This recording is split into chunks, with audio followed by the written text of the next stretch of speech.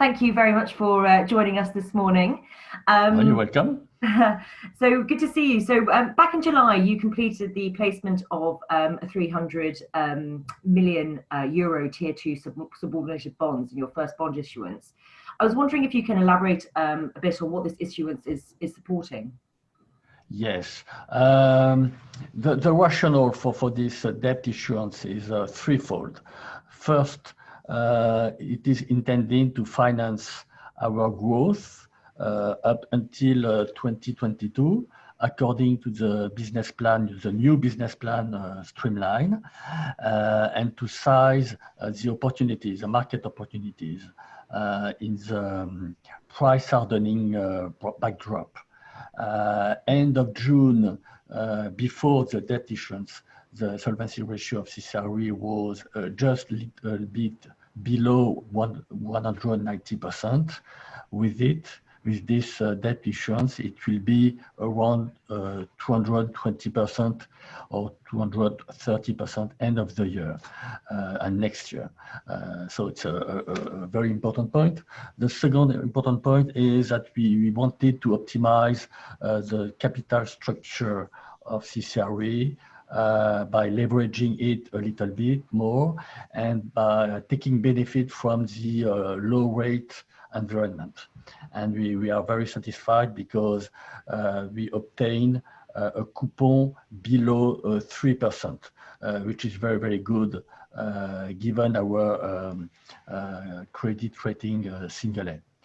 And the third point, which is very, very important also, but maybe more on the long term, we wanted to get a second access to capital markets. Mm-hmm. We already have one with the sidecar, 157 Re. Yeah. So now with this new debt issuance, we have a second access to the capital markets, which is also important to finance our development beyond the current business plan, beyond 2022. Great, thank you very much. I mean, so clearly the debt issuance has really been an important factor for you in 2020. But I wonder if we look at sort of other key defining market dynamics for you this year. You know, what have they been? In fact, we, as many players in the market, we benefited from some price hardenings during the last renewals, not only in markets which suffered from large cuts, such as Japan, but also in markets where we have some pricing power. As regards CCR Re, it was in the MENA region for the life business, or in Vietnam, or in some Asian markets for the P&C business. And also through the proportional treaties, we benefited from the hardening of the prices on the primary insurance markets. So overall, we would have for 2020 still a strong growth of our business, around 15-20%, even if in some business lines we would suffer from the consequences of the COVID crisis. I mean, the turnover will be a little bit lower for space and aviation or credit and bonds business lines. So in 2020 we've pursued our development with a life and non-life approach across the board with our existing clients, and we also developed the activity in new markets in Central Africa and also in some selected markets in Latin America. Yeah, exciting. So we will see for next year what would be the consequences of the current crisis. Maybe the volumes of risks will be a little bit lower due to the economic crisis, but we expect a hardening of the rates in order to adjust to the level of risks. Yeah. So I think there are much positive opportunities for the industry for last year for the next renewals. Great, thank you very much. So, I mean, you mentioned COVID there. So, just sort of moving on to that, just briefly, are you, as a reinsurer, are you confident the primary market has captured the full extent of COVID-19 P&C losses in the first half of the year, and how is this impacting your discussions as you lead up to the important 1/1? I think we have to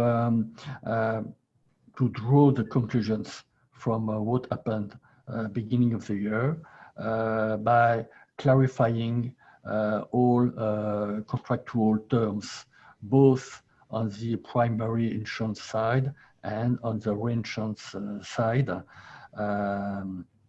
We can cover a lot of risks, but at the condition that the contractual terms are clear and at the condition that the prices are adapted, which was not always the case this time.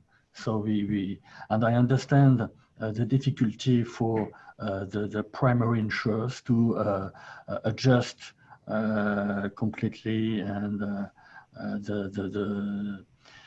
the covers, the policies with their clients, but we have to move, and we have potentially the same problem with the silent cover for the cyber risk and maybe for other risk. So we should take care not being in the same situation during the upcoming years with other risks.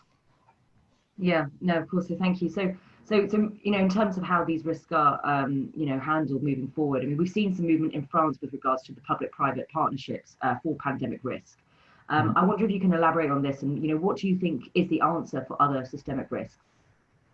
In France, we've worked together with the insurance industry and also with the representative of policyholders, and we managed to put on the table a technical solution. At least it's from a pure technical point of view, it could work. It does not look like traditional insurance. It looks like much more to parametric insurance. Right.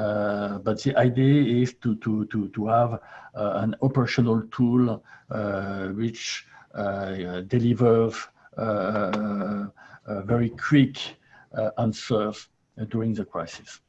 There are still two key elements missing. The first one is the will of policyholders to pay for the risk, because you can understand it's a typical case of moral hazard where policyholders, they could think in any case at the end of the day the state will intervene, will give fiscal incentives or fiscal subventions or whatsoever. So why should I pay for an insurance premium?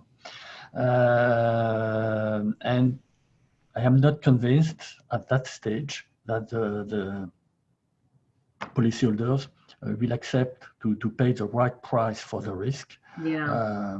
And in particular because they are in a very difficult situation. We are in the midst of a huge crisis. So you can also understand that they don't want to increase their expenses. Okay, so fair enough. So this is the first point. The second point is that we still don't have a clear idea of our capacity to implement an efficient prevention policy. Yeah. And it's very important because if we cannot put in place and implement efficient prevention measures, then the risk will be too high to be covered. Neither the insurance sector, neither the states are able to cover for 2 months lockdown, a global lockdown every 20-25 years. It's not affordable.